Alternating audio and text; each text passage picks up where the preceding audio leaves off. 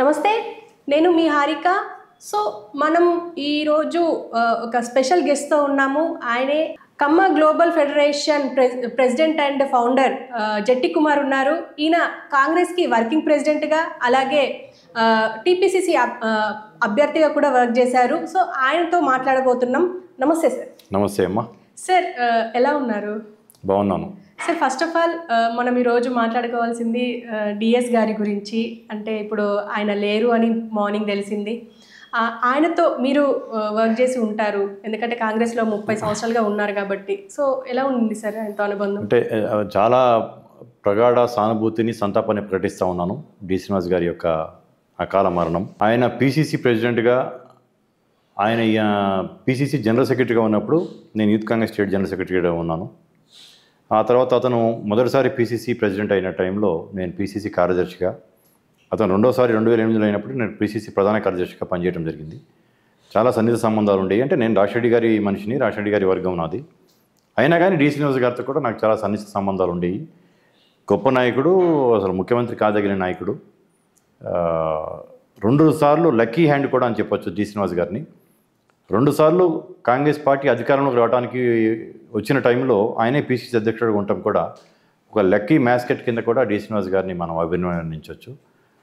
వారి కుటుంబ సభ్యులకి నా ప్రగాఢ సానుభూతి తెలియజేస్తూ ఆయన ఆత్మకి శాంతి చేకూరాలని భగవంతుని ప్రార్థిస్తున్నాను. తప్పకుండా సార్. అండ్ సార్, ఇప్పుడు మీ విషయానికి వస్తే, ఇప్పుడు కమ్మ గ్లోబల్ ఫెడరేషన్ దీని ముఖ్య ఉద్దేశం ఏంటి సార్?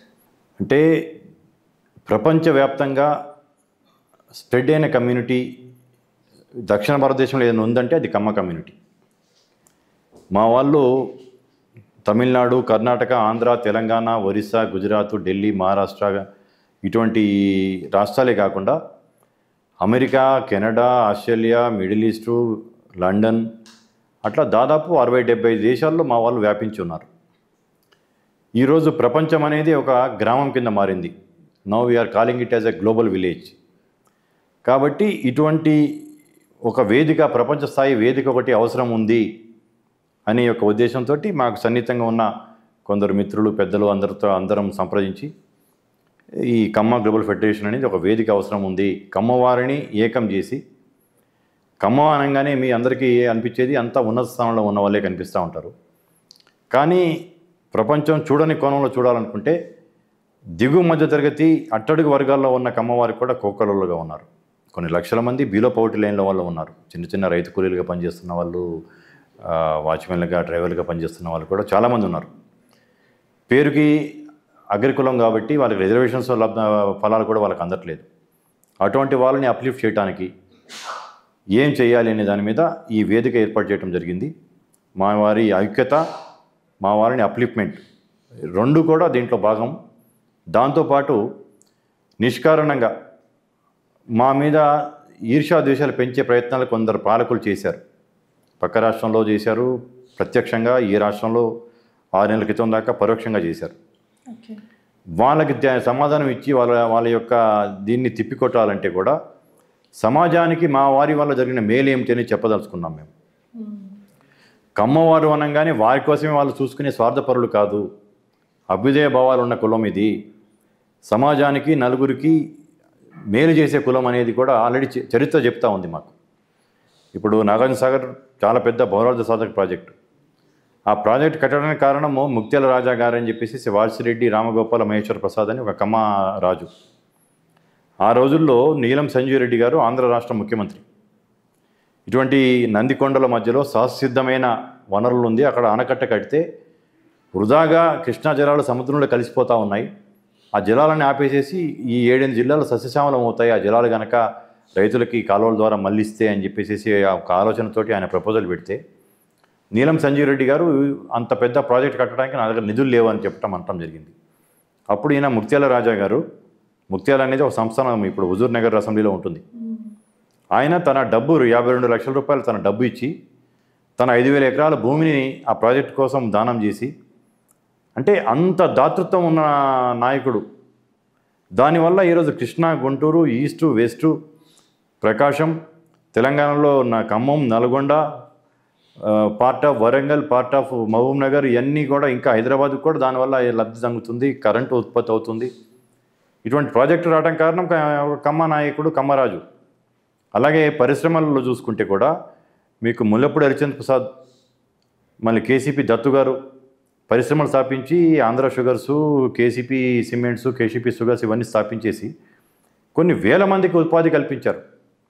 అలాగే స్వర్గీయ నందమూరి తారక రామారావు గారు చూసుకుంటే ఆయన టీడీపీ పార్టీని ఆవిర్భవించి దాన్ని 9 నెలల్లో రికార్డు స్థాయిలో ప్రపంచ రికార్డు స్థాపించి అధికారంలోకి వచ్చి ఆయన వల్ల లబ్ధి పొందిన రాజకీయంగా ఉన్నత స్థానంలోకి వచ్చిన వాళ్ళందరూ కూడా వెనకబడిన తరగతుల వాళ్ళే. ఆయన దాంట్లో కమ్మ వాళ్ళు ఒకళ్ళిద్దరు తప్పించలేరు. 10 మంది నాయకులను తయారు చేస్తే ఒకళ్ళు ఏమో కమ్మ ఉంటే 9 మంది ఇతర సామాజిక వర్గాలు. అంటే ఇట్లా అన్ని సామాజిక వర్గాలకి న్యాయం చేసుకుంటూ అందరినీ కలుపుకొని తీసుకెళ్లే సామాజిక వర్గము ఒక ఉన్నత ఆశయాలతో, ఉన్నత భావాలతో, ఉన్నత దృక్పథంతో ఉన్న దార్శనికులు కమ్మవారు అనేది చెప్పటమే మా యొక్క ప్రయత్నం ఈ యొక్క కేజీఎఫ్ ద్వారా.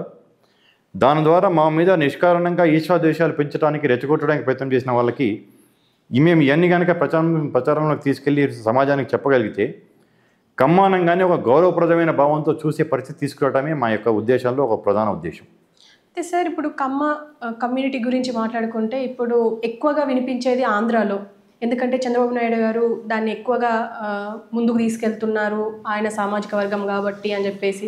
ఒక పక్క పవన్ కళ్యాణ్ కాపు సామాజిక వర్గం అని చెప్పేసి ఇట్లా మాట్లాడుతూ ఉంటారు. అంటే దీనివల్ల నెగిటివిటీ రాదంటారా? ఇప్పుడు కులము అంటుంటే అంటే నేను అదే చెప్తుంది, ఇది ఒక చిన్న సాధారణ కుల మీటింగు, మాకు మేమే చేసుకోవాలి, మిగతా వాళ్ళ మీద వాళ్ళ గురించి ఆలోచించాల్సిన అవసరం లేదనే మీటింగ్ కాదు ఇది. సమాజానికి మేము ఆల్రెడీ ఏం చేశామని చెప్తూ సమాజానికి ముందు మేము ఇంకా ఏం చేయగలము.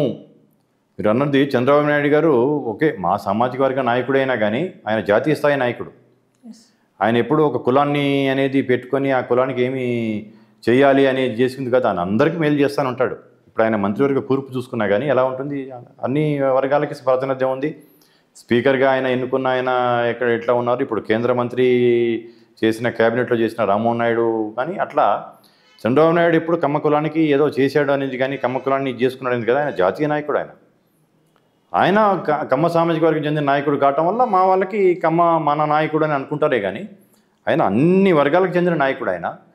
అలాగే ఇప్పుడు మేము ఆంధ్రాలోనే కాకుండా తెలంగాణలో ఏంది, తమిళనాడులో 70 లక్షల మంది ఉంటారు మా సంఖ్య. ప్రపంచవ్యాప్తంగా 2,10,00,000 మంది మా సంఖ్య ఉంది. 2,10,00,000 మందిలో అంటే భారతదేశ జనాభాలో 1.5% కమ్మవారు. ఇది ఎవరికి తెలియదు. దీన్ని ప్రచారంలోకి తీసుకెళ్ళి మా వాళ్ళలో మీరు చూసుకుంటే జ్యూసు యొక్క చరిత్ర, కమ్మవారి చరిత్ర చూసుకుంటే 2 సిమిలారిటీస్ కనిపిస్తాయి. సమరూప్యత ఉంటుంది ఇద్దరి మధ్యలో.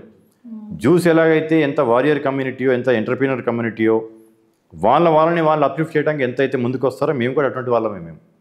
మా దాంట్లో మేము చేసుకుంటూ మానవ సేవే మాధవ సేవ, మాకు మేము సేవ చేసుకుంటుంటే మాతో పాటు ఇప్పుడు ఒక గ్రామంలో ఒక 10,000 మంది ఉంటారు. దాంట్లో ఒక 100 మంది కమ్మ కుర్రాళ్ళకి మేము విద్యాబుద్ధులు నేర్పించేసేసి వాళ్ళకి ఉద్యోగాల అవకాశాలు కల్పించామనుకోండి. ఆ 100 మంది వల్ల 100 కుటుంబాలే కాకుండా ఇంకొక 200 కుటుంబాలు కూడా ఇండైరెక్ట్గా లబ్ధి పొందుతాయి. దానివల్ల ఒకళ్ళు ఎదిగితే, ఒక పరిశ్రమ పెడితే ఒక కొన్ని 100 మంది 1000 మంది దానికి లబ్ధి పొందినట్టు, ఒకళ్ళు ఉద్యోగవంతుడైపోయి ఒకళ్ళు ఉన్నత స్థానంలోకి వెళ్తే అతని వల్ల చుట్టూ ఒక 10 మందికి మేలు జరుగుతుంది దానివల్ల. అటువంటి ఎన్నో చేస్తున్నాం. ఇప్పుడు విద్యారంగంలో ఉన్నాం మేము, సినీ రంగంలో ఉన్నాం, పరిశ్రమ రంగంలో ఉన్నాం, మీడియాలో మేము ఉన్నాం, రాజకీయంగా ఉన్నాం. అయితే కొన్ని సందర్భాల్లో రాజకీయంగా మేము వెనకబడుతున్నాం. కాబట్టి మా యువకులను ఇంకా ఎంకరేజ్ చేసి రాజకీయ రంగంలో కూడా ఇంకా ముందుకు తీసుకెళ్ళడానికి కూడా ఈ యొక్క కేజీఎఫ్ తోడ్పడుతుంది. Okay sir. ఎనీవే, మీరు టీపీసీసీగా వర్క్ చేశారు కాబట్టి ఇప్పుడు ప్రస్తుతం తెలంగాణ కాంగ్రెస్లో ఏదైనా జరుగుతుంది అంటే ఇది ఒక ఇష్యూ నడుస్తుంది. అంటే ఎవరికి ఇస్తారు అన్న ఆతృత అందరిలో ఉంది. అసలు ఎవరికి ఇస్తే బాగుంటుందని మీరు అనుకుంటున్నారు సార్? అంటే కాంగ్రెస్ పార్టీ ఒక చిరంజీవి లాంటిది. నేను చాలా సందర్భాల్లో చెప్పడం జరిగింది. 139 సంవత్సరాలు అతిపెద్ద పార్టీ, భారతదేశానికి స్వాతంత్రం ఇచ్చిన పార్టీ, తెలంగాణ ప్రసాదించిన పార్టీ. కాబట్టి కాంగ్రెస్ పార్టీ అధికారంలో ఉన్నా ప్రతిపక్షంలో ఉన్నా కాంగ్రెస్ పార్టీలో ఏదన్నా ఒకటి జరుగుతుందంటే దానికి ప్రచారం ఎక్కువ, ఆసక్తి ఎక్కువ రేకట్టం అనేది సహజం. అది ఎవరికి ఇస్తారా అనే దాన్ని బట్టి హైకమాండ్ ఇంకా పూర్తి స్థాయిలో, నేను కూడా మీలాగానే పేపర్లో చూడటం జరిగింది, నాకున్న ఢిల్లీ సమాచారం కూడా కొంత ఉంది కాబట్టి ఇంకా నిర్ణయం తీసుకోవడం జరగలేదు. బట్ ఏదైనా కానీ వెనుకబడిన సామాజిక వర్గాల నుంచే పార్టీ అధ్యక్షుడు వస్తాడని చెప్పేసి అనుకుంటున్నాము.